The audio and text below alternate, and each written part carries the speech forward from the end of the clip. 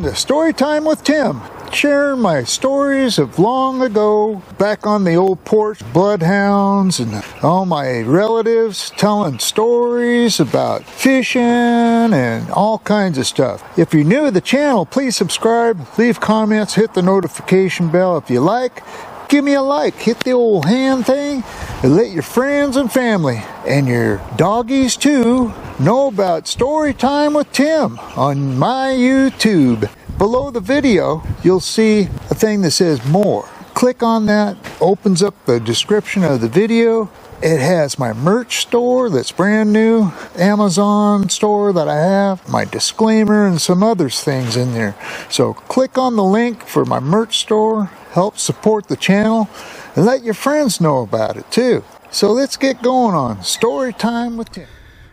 Hey, welcome to Storytime with Tim. Hey, today's story goes back to when I used to go down to Reno with my parents twice a year. And it was in the 60s, and times were different back then. I don't remember our car even having a seat belts, you know. So,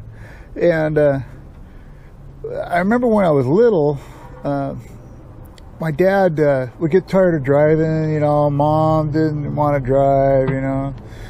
But he would say, "Hey, Tim, get on my lap," you know. He said, "I'll let you drive." And so it was a big old station wagon, you know, a lot of leg room and all that, you know. So I get up in the front seat, sit on my dad's lap. I would steer the steering wheel, and he would operate the, you know, the gas and the brake pedal and all that. And I would just sit there and drive for hours, you know. And they would talk, you know, and I'd just concentrate on driving. And it, you know, in the roads, when he let me do that, it was usually out in the open roads where there wasn't any traffic. And on our way down to Reno, we would go, there was no I-5 back then. It was just old Highway 99 and, you know, old dirt roads, gravel roads. Most of the roads we were on, you know, were all paved, but just two-lane highway, you know, two-lane roads. So it took you forever to get from Seattle to Reno. You know, it took like two days, 2.5 days sometimes. It all depends on which way you went. And so we would go down old 99, down to, down past Mount St. Helens. And then there was a turnoff down there that we would head east. And then go through northern Oregon, but it was on the east side, and then go all the way down into Nevada from there, you know, through just a little kitty corner of California, and then directly right into Reno. So there was a lot of open roads and a lot of animal life, you know. So, like I said, we went twice a year, and so we'd go in the winter time, and we'd it was you know, up in the Siskiyous down there, down in Oregon, Grants Pass and all that. The snow got like, you know, 15 feet high, and the snowplows kept the road clear, you know. But it was just huge piles of snow, you know. We were driving through there at night one time, you know. And Dad, somebody gave Dad a bottle of Jim Beam, a big old fifth of Jim Beam, and Dad never drank that stuff before, you know, not Jim Beam. It was always, you know, Seagram's or something like that he would drink, him and Mom. And he didn't drink it with like 7-Up or anything. He always drank it with ice cubes or water, one of the two, you know. So I was, while they were driving, my dad was driving, my mom was sitting there,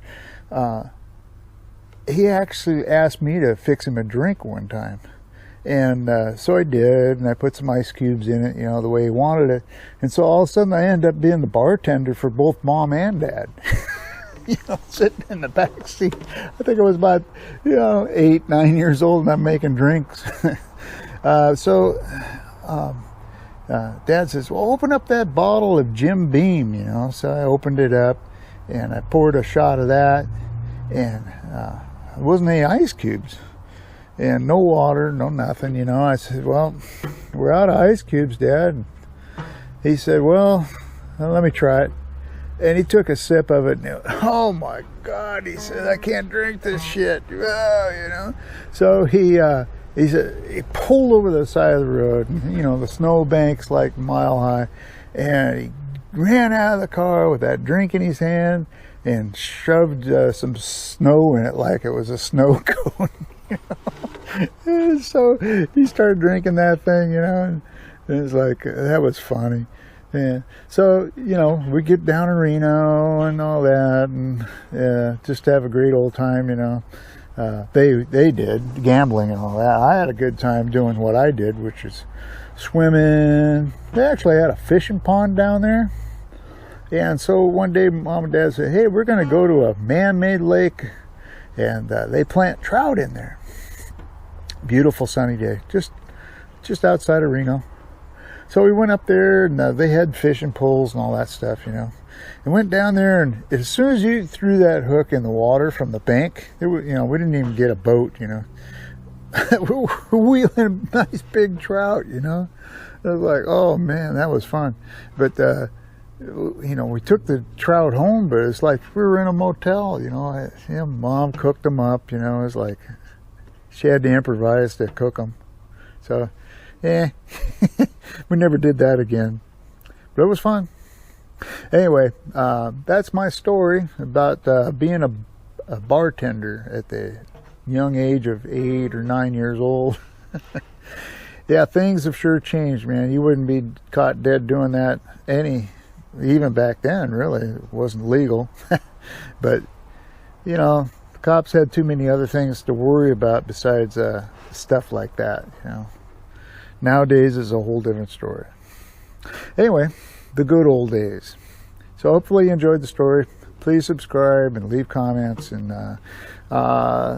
click on that notification bell, and that'll give you a heads up on when I have a new video out. So, all right, thanks.